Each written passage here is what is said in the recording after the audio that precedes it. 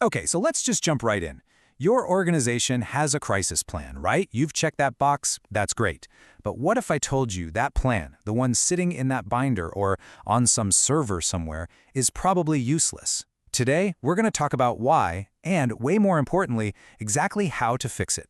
So the very first problem, and it's a huge one, is what I call the plan on the shelf syndrome. You know the one? You did all the hard work, you wrote the document, but now what? It just sits there. And this quote right here, it just gets right to the heart of it. A plan is only as good as your team's ability to actually use it. If it's just a document that people nodded at in a meeting one time, it's not a real capability. It's really just an expensive paperweight.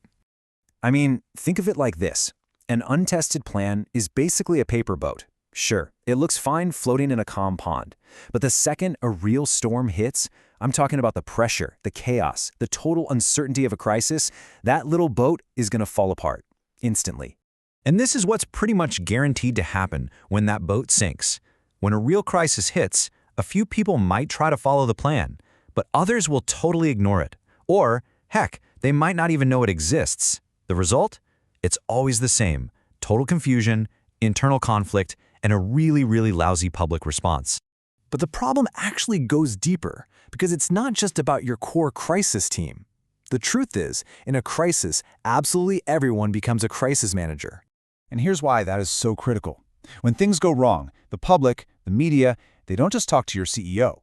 Nope, they talk to your receptionists, your delivery drivers, your junior staff. Every single thing those people say or do reflects on the entire organization. You can't control it, but you have to prepare for it. And this is where the chaos really multiplies. Think about it. If only a handful of senior managers even know the plan exists, they're left scrambling, trying to find people and pull them in to help right in the middle of an emergency. Meanwhile, the rest of your staff, they have no clue what their role is. Or, even worse, they don't take the whole situation seriously because nobody ever told them why it matters. So, how do we fix all this? How do you turn that paper boat into a battleship? Well, the solution is a really structured approach to training. And the answer lies in just three essential tiers of training that build on each other. It's pretty straightforward. First, you train the core team to the plan itself. Second, you train your entire staff on the basics. And third, you give specialized media training to your spokespeople. Let's break those down one by one. Okay, so the first tier, training to the plan, is basically quality control for your document. And this is not just a casual read-through, okay? The core team literally walks through the plan, page by page, and asks the hard questions. Like, would this actually work at 2 in the morning on a Saturday? Do we even have current phone numbers for these people? This is how you find those fatal gaps and flawed assumptions before a real crisis does it for you. Now, tier 2, all staff training. This is where you solve that everyone's a crisis manager problem.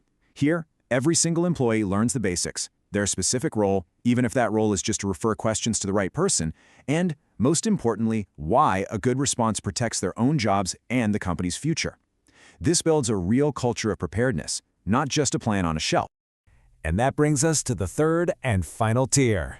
This is probably the most high-stakes level of preparation: media training. In other words, getting ready to face the spotlight. Because, let's be real, when a crisis breaks, the media attention can be absolutely overwhelming. This isn't some friendly chat about a new product launch.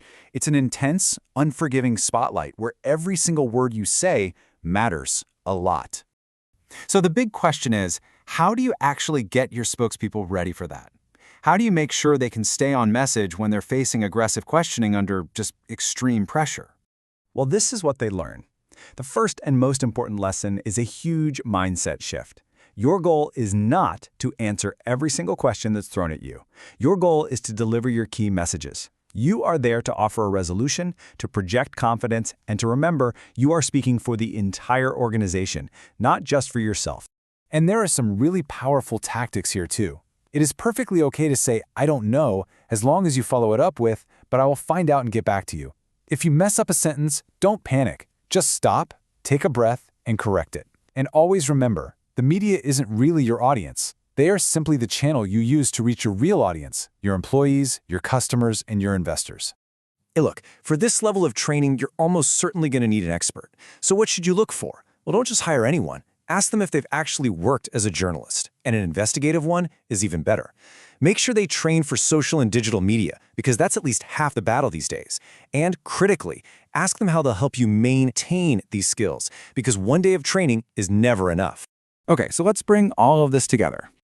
When it comes right down to it, training is the bridge. It's that absolutely essential link that transforms a static document gathering dust on a shelf into a dynamic, living capability that can actually protect your organization when it matters most. Which really just leaves us with one final question for you to think about. Your organization almost certainly has a crisis plan. We've established that. But after everything we've talked about today, can you honestly say it's ready for action?